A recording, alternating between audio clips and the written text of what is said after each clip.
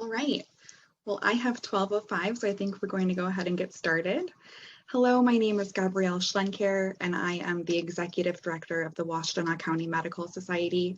We are so pleased to again be co-hosts with the Washtenaw County Health Department in this third annual Cannabis in Practice series.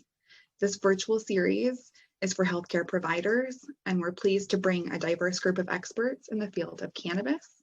The funding for the series is being provided by the Department of Licensing and Regulatory Affairs. I am pleased to introduce today's first speaker. Daniel Blaney-Koen is a senior legislative attorney with the American Medical Association Advocacy Resource Center. Daniel has held several roles at the American Medical Association, including a public information officer, policy analyst, and speechwriter. Currently, Daniel focuses on state legislation and policy concerning the nation's drug overdose epidemic, with particular emphasis on overdose prevention and treatment. Daniel earned his law degree from the Loyola University Chicago School of Law. He also holds a Master of Fine Arts in Poetry from Colorado State University. Daniel, his wife, 2 young sons, and daughter live in Chicago. Please join me in welcoming Daniel, and we are going to go ahead and get started. Thank you. Thank you, Gabrielle. And if we can put up the slides, we'll go ahead and get started there. Yeah, it's a pleasure to join everybody to talk about what's happening in the states. And what I hope to do today, as the title suggests, talk about similarities, differences, and opportunities. And for better and worse, I think everybody's going to leave this presentation, or at least my goal is that everybody leaves this presentation with more questions. And I'll discuss why questions are really the operative word of the day. Next slide, please.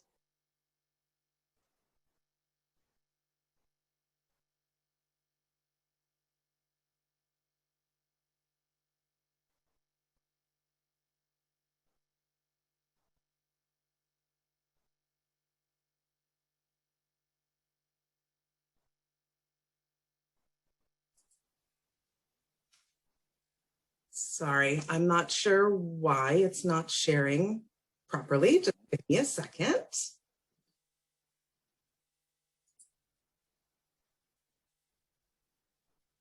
In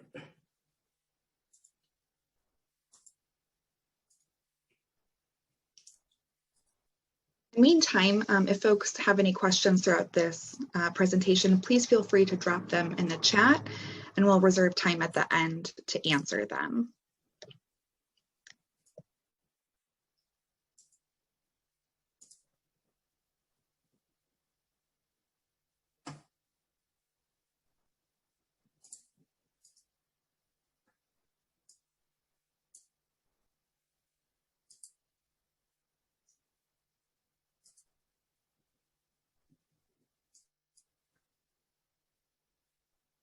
All right. What are we seeing now? Anything? Yes. There are the disclosures. So there are my disclosures. And in addition, to emphasize something Gabrielle mentioned, I am a lawyer, not an attorney, and I'm going to talk about policy and AMA policy. And so that is the additional context here. Next slide, please.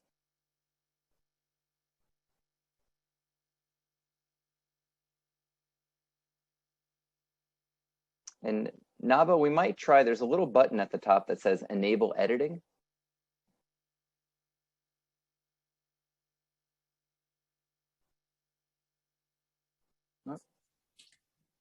Hold on a second. I'm having issues with my 2 screens here. Let me try that.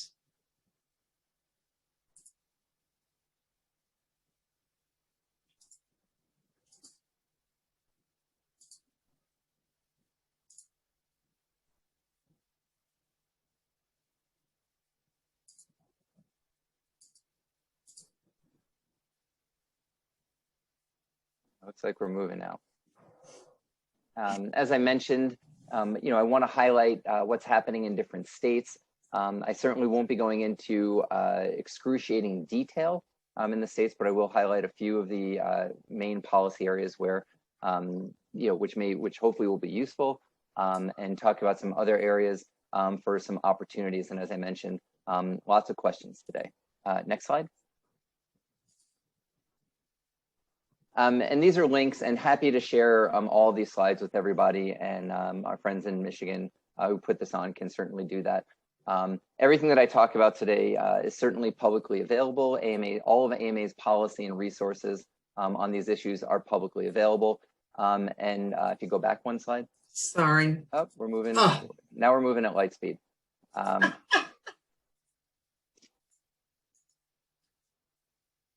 And I think one of the things that if you go through AMA's policy here, it's extensive. And the most recent AMA Council on Science and Public Health report is highly detailed. And as much as possible, AMA policy on cannabis-related issues continues to evolve. Some people might say that it is comprehensive, that there may be slight contradictions, and that the evidence is extensive for our science and health reports. AMA policy, for those of you who may not be aware, is established by something called our House of Delegates. And I think it's important to highlight that because our House of Delegates is comprised of every state medical society in the country and every specialty society in the country. So that's literally 120 or so medical associations who gather together 2 times each year. We've even done it virtually the last year and a half to debate and amend policy and to make sure that it reflects the views of physicians in every state, obviously including Michigan. Next slide. So let's start with a national overview. Next slide. And I want to start off with just talking about from the Attorney General, the Department of Justice Attorney General's perspectives on this. And many of you may be aware of the Cole Memo. And the Cole Memo essentially established the principle of prosecutorial discretion with respect to cannabis. Where should the Department of Justice focus its enforcement activities? And there's a link to go ahead and look at it. And you'll see that it focuses on a range of areas, that are focused primarily on illegal activity, as opposed to areas where states have engaged in significant regulatory activity and legislative guidance. So in the Cole Memo sort of sets that out. It doesn't establish a how-to guide, but it did provide guidance to many states, and states interpreted that as saying, if we go ahead and enact laws that have a robust regulatory structure, we're generally going to be okay. The DOJ did not provide legal advice, and the memo, as all good attorney memos like this make clear, it is not to be construed as legal advice. It sets out guidance.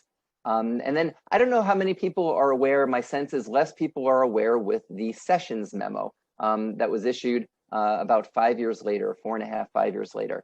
And the Sessions memo, where the Cole Memo was highly detailed, 4 pages of highly detailed information.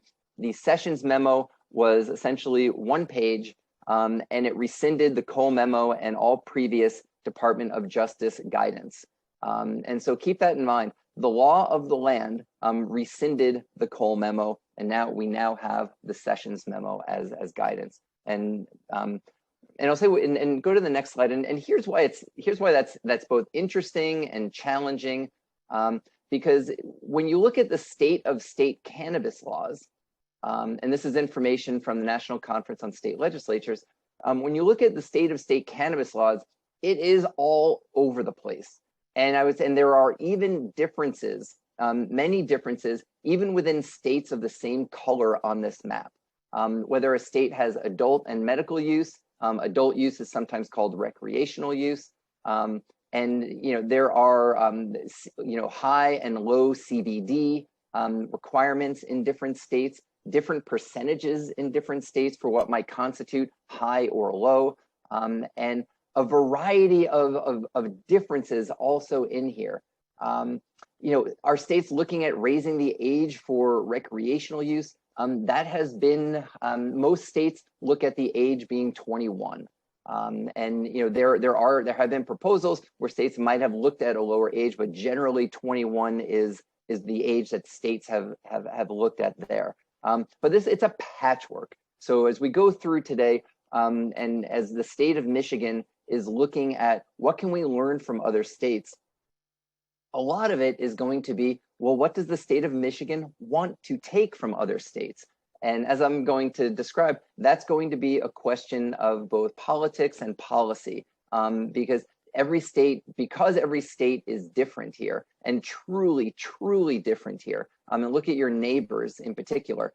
It's going to be challenging to go ahead and find any meaningful comparison. Next slide, please. So how do the laws come to be? And this is a function of why it is challenging. Some have been by ballot, some have been by constitutional amendment, and some have been by legislative enactment. And each of those areas come with it different policy and political, different policy and political, initiatives and pressures and reasons for being. And even when we take a look at these new state laws, consider that, they're all passing, like in 2020, they passed by considerable margins. Arizona passed an adult use law, 60% voted in favor. Montana, 57% on medical marijuana. New Jersey, for adult use, 67%. Oklahoma and South Dakota, 57 and 69% respectively. So these aren't close calls in the political world or in the voting world.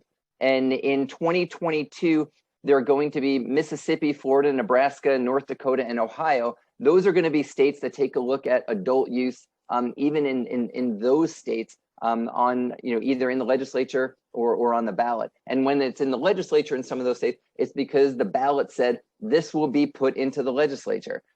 So this is the public is driving what is essentially a public health issue, which is fascinating from a policy world. But I think one of the questions is, how can the public health world have a positive influence on what's happening on the policy side that's driven, as I'll talk about, by not necessarily public health reasons.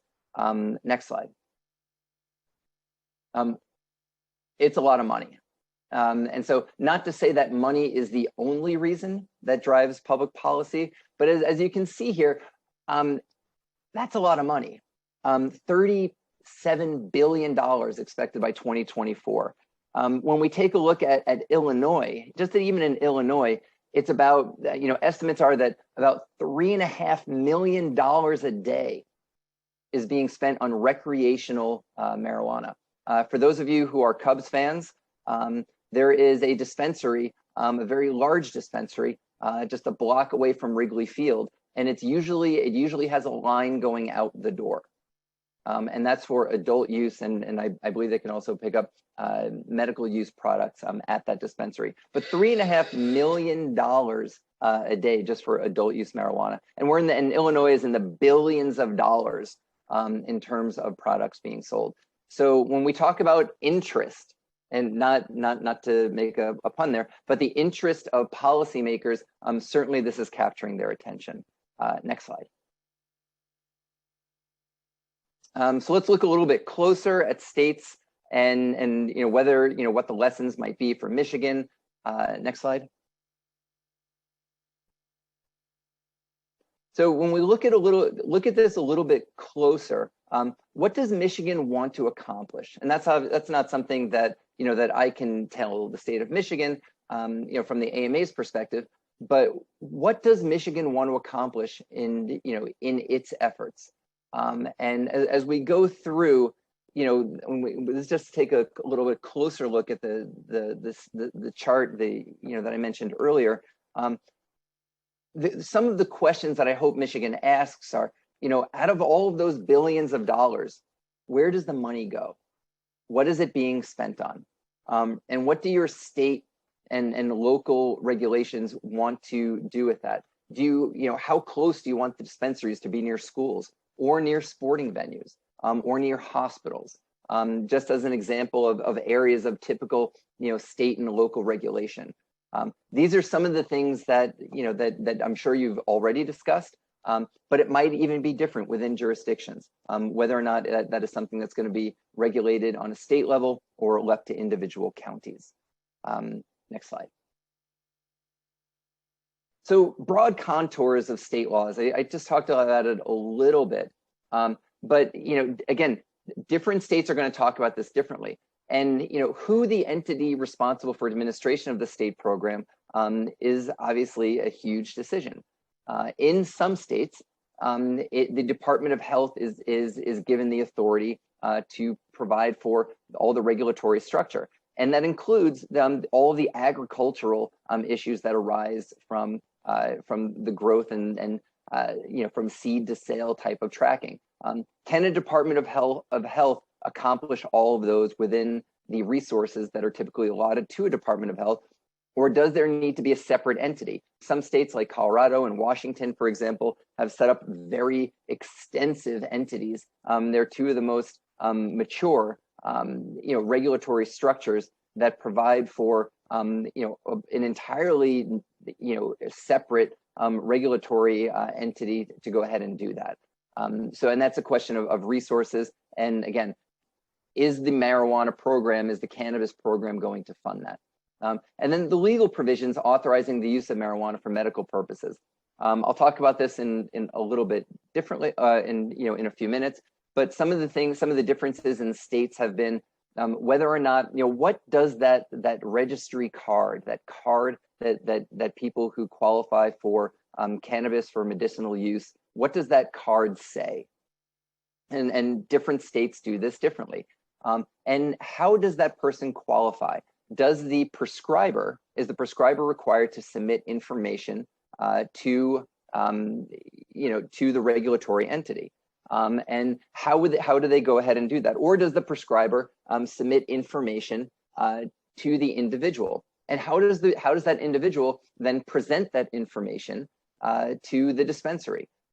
Again, this is all done a little bit differently. And some states are even taking a look at whether or not that registry information, most states do have some type of registry to identify who has a card and who doesn't have a card for marijuana for medicinal purposes.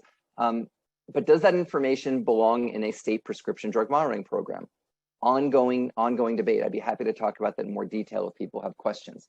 And then the legal authority of the operation of dispensaries to distribute. I talked about some of that already, about where is it going to be located? What are the hours going to be?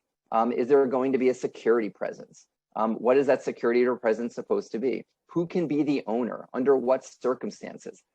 Are there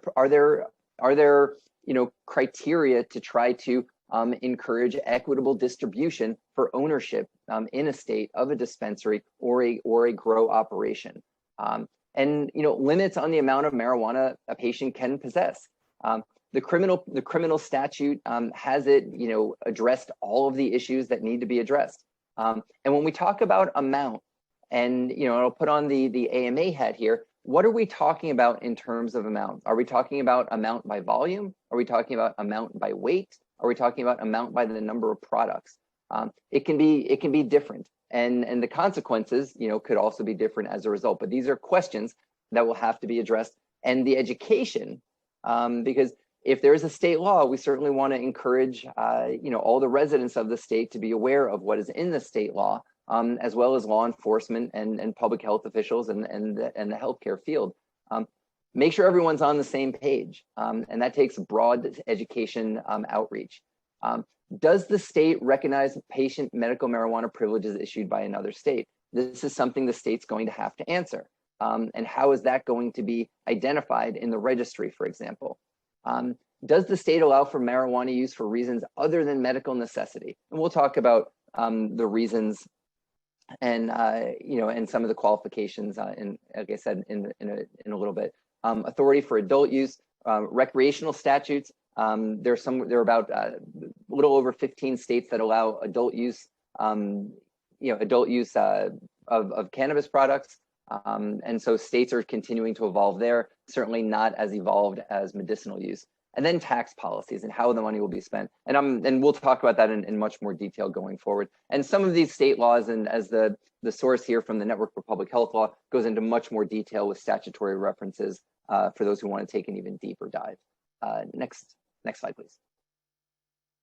So one thing let's make clear, that the recommendation or existence of a qualification, of a qualifying condition, is not a prescription. Huge distinction. States generally get this right. But not to say in the popular discourse that other people get it right. So if somebody says, "Oh, I have a prescription for marijuana," no, you don't. You do not have a prescription for marijuana.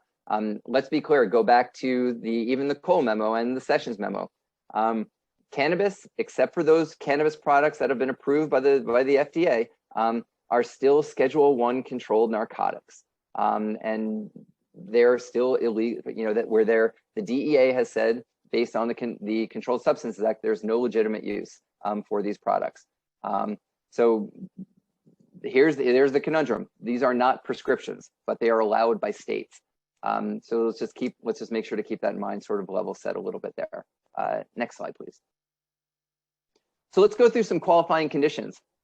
Michigan has a pretty wide variety of qualifying conditions, and I have to say I've been doing this for a number of years, and I always mean to look up what some of these conditions are, because I don't know. Again, I'm an attorney. I'm not a clinician. I never went to medical school. I never plan to go to medical school, but I do work for physicians. One thing to point out about all of these is that it would be very challenging, I think, for some to say that for any one single physician to have the ability to diagnose all these conditions. Maybe there are some physicians who could diagnose all these conditions. I don't know. Again, I'm not a physician. But I think what it points out, and as we go through here in Michigan, there are a lot of people, patient groups, advocacy groups, the cannabis industry can go ahead and point to people who they say have been helped by cannabis on these different conditions. But these are all legislatively authorized conditions. So for which they say that if you have one of these conditions, then you qualify for a medicinal marijuana card. Next slide. Illinois, we have more than you do. And not to say that the Cubs are better than the Tigers, but we'll just make a bad baseball joke there. Why does Illinois have more qualifying conditions than Michigan? I don't know either. Again, these are legislatively authorized conditions. And so this is what has happened in the legislature, that more have come up. I don't know that any have ever been taken away. But this gives you sort of a lens into if we're going to have public health discussions about the benefits, I think the important question to ask is, what is the evidence that demonstrates that these conditions benefit from cannabis? And I think that is the public health question that's essential to ask. Next slide. Just to give you some more of your neighbors. Here are some more qualifying conditions. Here's what Ohio has. Certainly some similarities between Michigan. And one of the interesting things I think about Michigan, one of the interesting things I think about Ohio, just to point out, in that last bullet, February 2021. So state boards are continuing to act on this. So it's not just the legislature that adds more, but here, for example, in Ohio, they made a determination that there are additional conditions that qualify for a medical marijuana card. Next slide. Iowa, again, it's not exactly a neighbor, but just wanted to point out that they have less. But they do have this interesting one about any terminal illness provision, and then they also have on the second side here, severe intractable pediatric autism with self-injurious or aggressive behaviors. So they're even getting into pediatric issues and statutes regarding medicinal cannabis Also, and I don't remember offhand where Michigan is, but probably addresses the ways in which minors can access medicinal cannabis and the attendant regulatory structure for that. Next slide. Minnesota, less, also has that terminal illness provision. Very, very common, very similar to other things. Here, another one at the bottom, chronic motor or vocal tic disorder and sickle cell disease. Just to point out, more are being added in Minnesota. Next slide. And Wisconsin has one. So, again, what is the relationship between all of these states and evidence? I don't know. I don't know the individual situations that led to these specific conditions being authorized by the legislature or the medical board to qualify for medicinal cannabis. These are, what was the evidence submitted? I'm guessing that there was some. Whether or not that evidence is sufficient, that we would say that these were in peer-reviewed journals and subject to rigorous scientific evaluation, unclear. We do know that there are, I believe, 4 or 5, I could have my numbers slightly off, 4 or 5 FDA-approved cannabidiol containing products. Those are FDA-approved products that have gone through the full FDA safety and efficacy process. That is not the same as the products that are in dispensaries. They're just not. So, and as you can see, different states allow different conditions to qualify for medicinal cannabis. And these are questions that I'm sure Michigan continues to consider. Whether or not Michigan or any of these states is evaluating outcomes or how often each condition might be used as the qualifying event, that's something I think is up for further evaluation in Michigan and other states. And to the best of my knowledge, states generally do not collect that information. For example, how many people are seek or qualify as a result of a seizure disorder or terminal illness as compared to other conditions that might be in the state. That's an area in terms of public health and epidemiology I would imagine would be useful to evaluate the efficacy of the law. Next slide. So where are some other things to happen to support public health? And again, I want to stress what I'm talking about today builds on, or I should say, emanates from those AMA policies and reports that I mentioned earlier. So these are all questions that the AMA asks, not only in Michigan, but when we work with other states and state medical societies. Next slide. I want to highlight again here, when we talk about public health policy, we can't ignore the political influence that the industry has. $30 billion is a lot of influence. In Illinois, $3.5 million a day, that's a lot of influence. Very hard to imagine that we're going to go backwards. And by backwards, meaning pare down the number of qualifying conditions or anything that would impact the financial issues, the financial benefits that states are receiving. Next slide. So AMA policy I want to focus on, this is just a very small snippet of AMA policy. And as you can see here, we would encourage that tax revenue related from cannabis is used for public health purposes. And the type of evaluation, education, surveillance, health effects, that result from these policies. So let's go into a few of them. Next slide, please. Tax revenue. As much as the patchwork exists for cannabis policy in state and legislation, it also exists for tax revenue. And there are a variety of different methodologies. And again, I haven't, Michigan knows what Michigan does. Here's what some other states do. So wholesale, tax policy based on wholesale weight and THC percent. This is an interesting one because THC percent, is rising.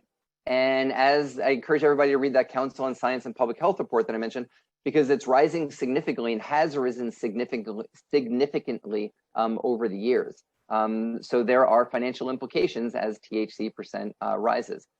cultivator taxes, retail taxes, excise taxes, and I should have put Illinois in here as well. But I think what you're going to wind up seeing is that more populous states are generating a lot more cannabis-related tax revenue. And in any event, it's a lot of money. It's billions.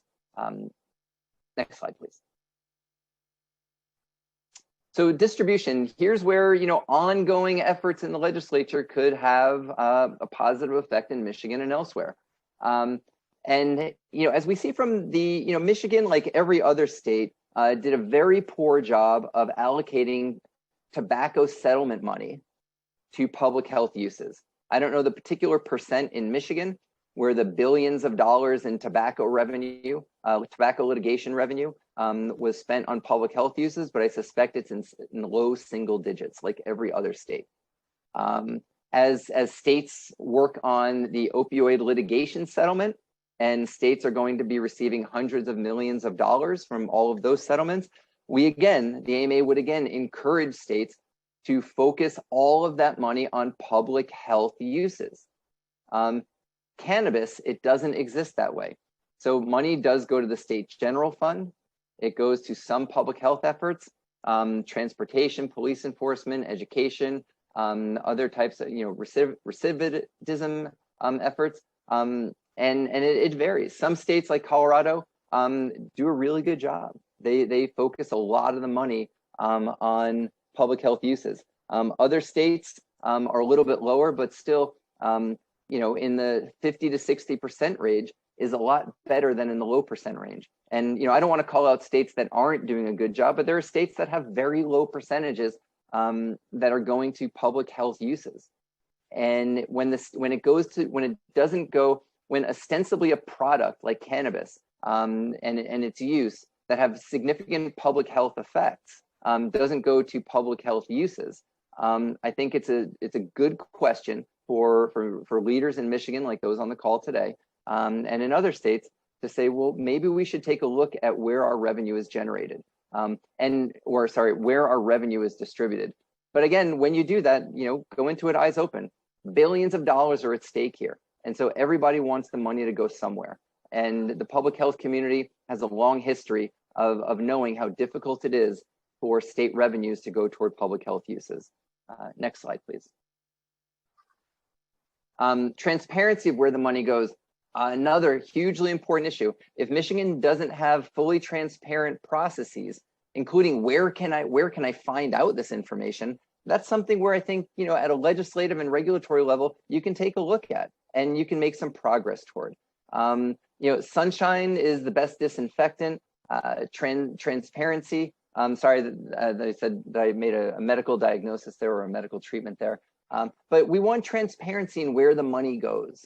And here are some of the states that do a really good job of making it easy to find detailed descriptions of where tax revenue allocation goes. Other states, it is really hard to figure it out. And again, I won't point out the ones that aren't doing a good job, but there are states that have buried this information, and it's just really hard to find. And you have to question from a transparency point of view, if you're going to bury the information of who gets the money, why are you doing it? Next slide, please. So, sort of starting on the wrapping up, portion of the talk, let's talk about a few more questions. Next slide.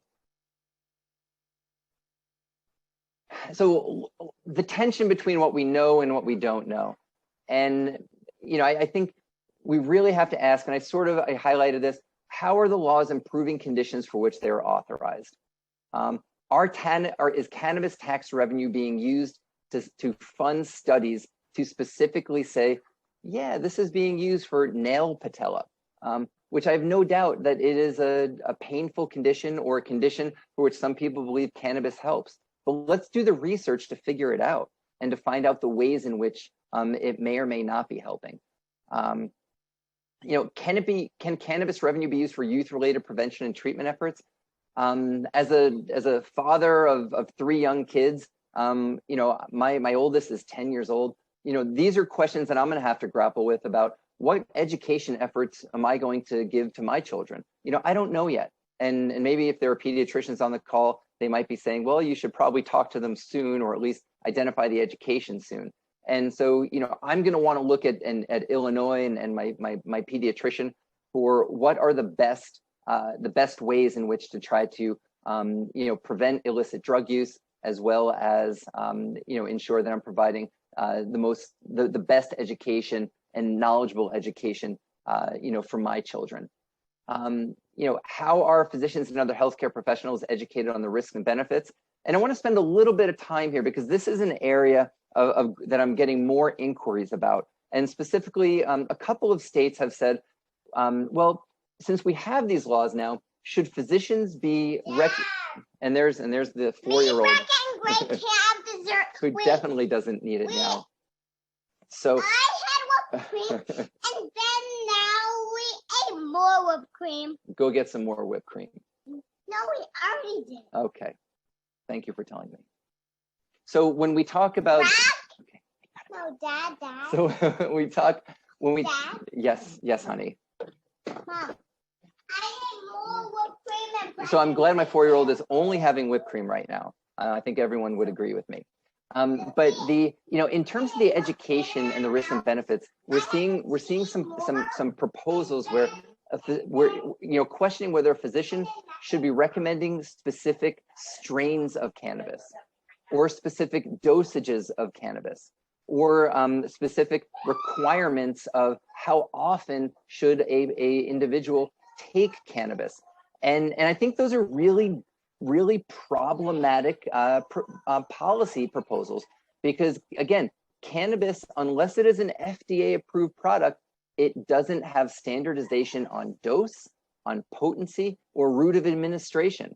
Whether or not somebody should take an inhaled product versus an edible product versus an applied product, the studies, for whatever studies there may or may not be, they have not gone through the rigorous scientific analysis that FDA approved products do. If we're going to look at potency and volume, think of the comparison between a muffin and a gummy. There's no question that one is heavier and bigger than another one. So how is it possible for a physician to talk about the risks and benefits of a muffin versus a gummy? I don't know. And I would suspect most physicians don't know either. So those are really problematic. And then what are employers supposed to do?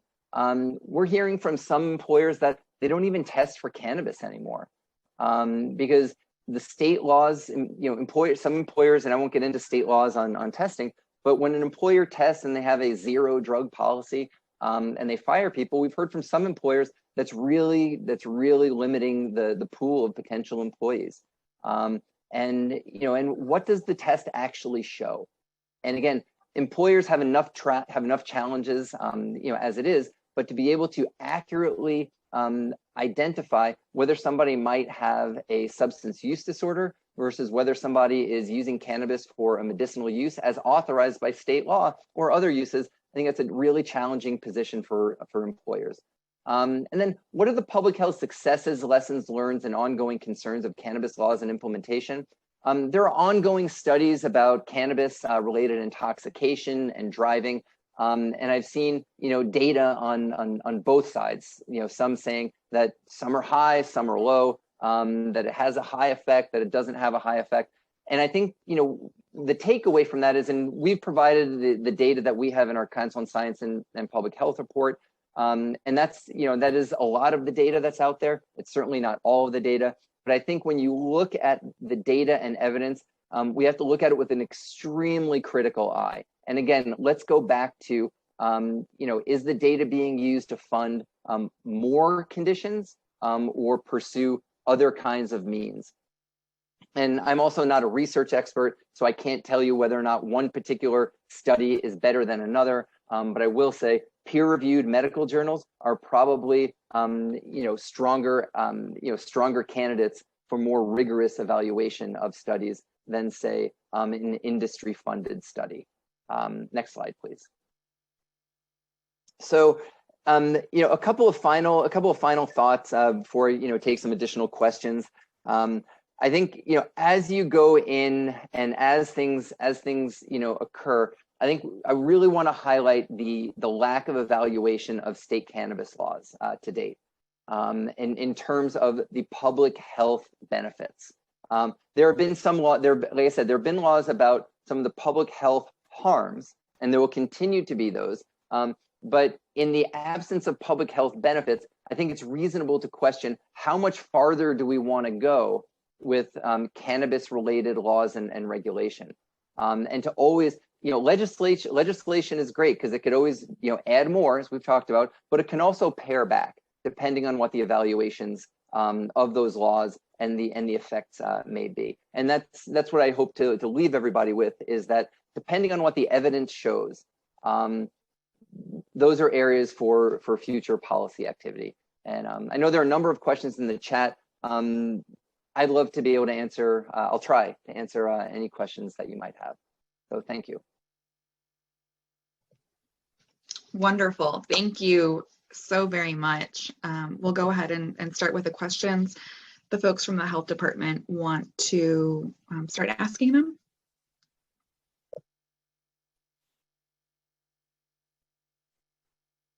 Yes, we have one question from Cheryl Farmer, and she asked, do high taxes, as in Washington state, drive users back to the illegal market? It's a good question, and I don't. You're going to find people that say yes, and you're going to find people that say no. In some states, like Illinois and Wisconsin, there's some people say that because Illinois has so many more conditions that are available, that Wisconsinites come over to Illinois to get cannabis products, and they see a physician in Illinois to get cannabis products, or they go to, it's legal here in Illinois for on recreational use, so they come to a dispensary to get adult use cannabis. Whether or not it drives the illegal market, I think law enforcement probably has some better opinions about that.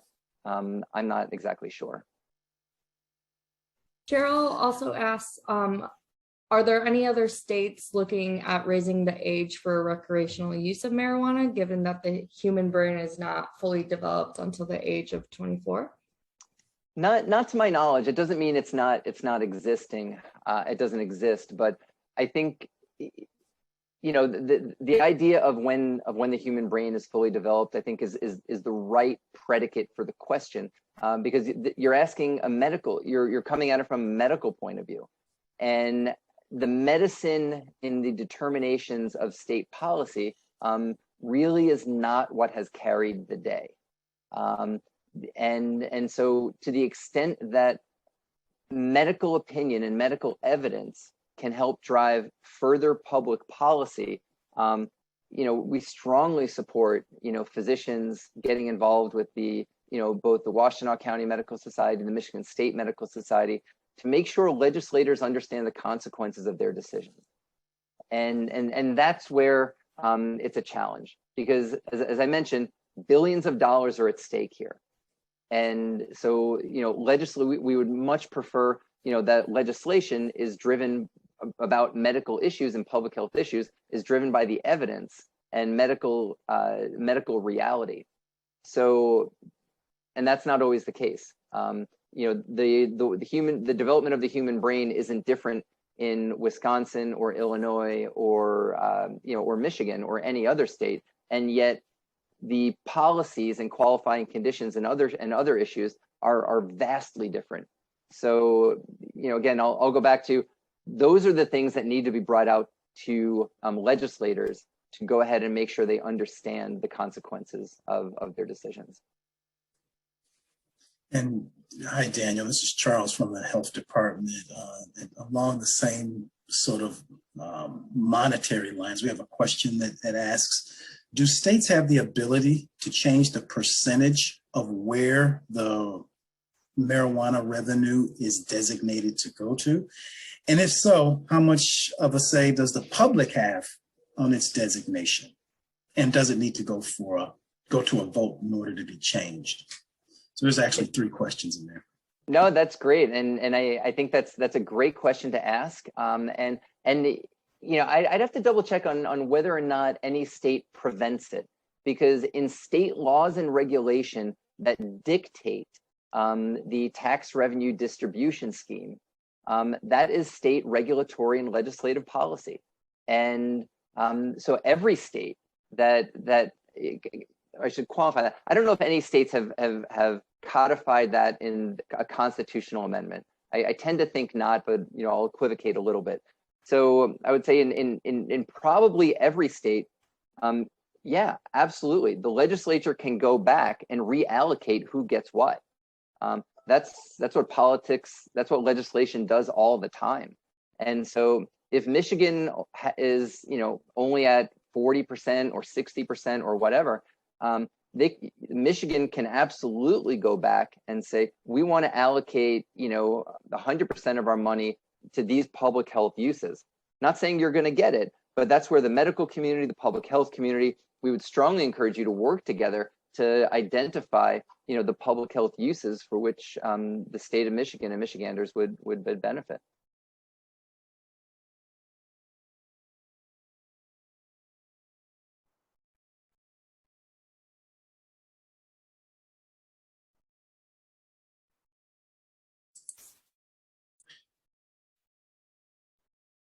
I'm not seeing any more questions in the chat. And Charles, to put a finer point on that, that's an area where, to go back and find out what the state of Michigan is currently allocating the money to, what are the outcomes of that? So if they're allocating money to the general revenue fund, that's one thing. I mean, it's pretty clear where the money is going to go to a lot of places. If it's going to public health uses, what are the public health benefits? What have been the outcomes of those public health programs? And if there are beneficial outcomes where the money is currently going, I think, you get to the next set of questions. Well, would more be better? And if more would be better, then that's an opportunity to work with your local representative there in Washtenaw County and, in other counties where people may be today, to say, hey, this is working. Let's do it more. Let's help everybody in our state.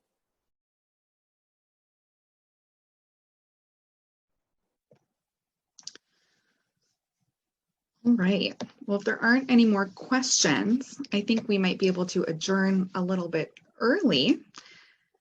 I would like to thank everyone for joining this afternoon's session and being a part of this valuable community. Oh, I see a couple more questions here to pose.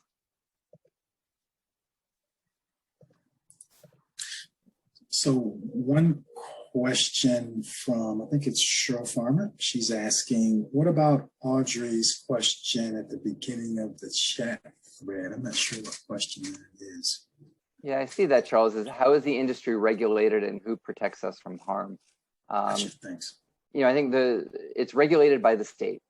At least the the seed to sale, the agricultural issues, the revenue related issues, the sale issues, and so the state does that. Who protects us from harm? Again, that is the state's responsibility, right? And so it's not, everybody can go in and take a look at what the law says, and and then all of the different requirements there, and you can ask your elected officials, how is it going? Has the state of Michigan, most states do, so I suspect Michigan has as well. Most states do issue some type of report on a yearly basis. The depth of the report varies considerably.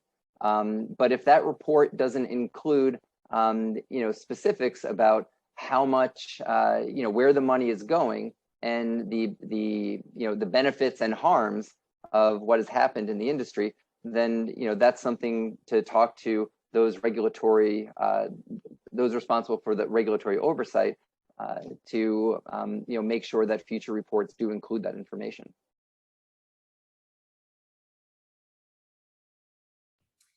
We have another question from Susie, in which she asks, in drug screens, have they been able to determine the amount or level of cannabis in the system similarly to that of ETOH levels? And how does this affect under the influence laws?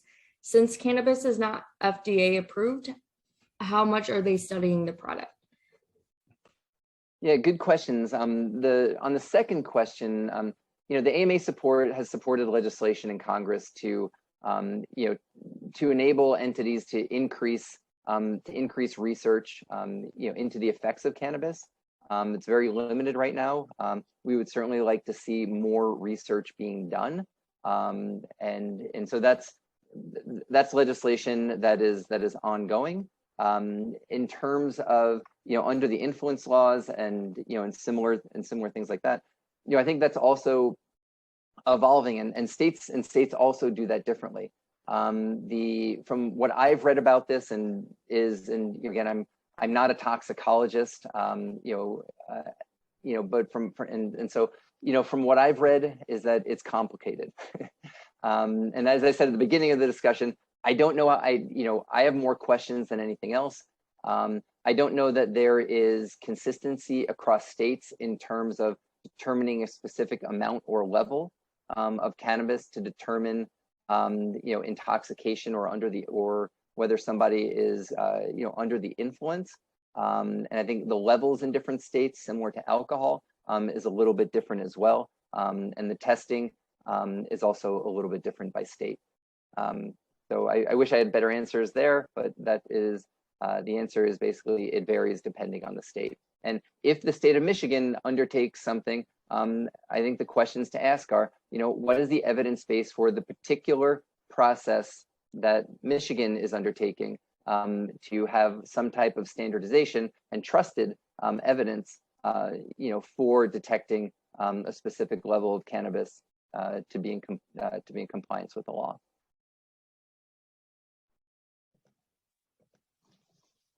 Wonderful. I don't see any more questions in the chat, but again, we'd like to thank everyone for joining us this afternoon. Please remember to go ahead and bookmark the Cannabis in Practice series page on the Health Department site to sign up for our next session on Tuesday, August 24th at 12 p.m. Our speaker will be LARA Bourgelt, a professor of clinical pharmacy at the University of Colorado.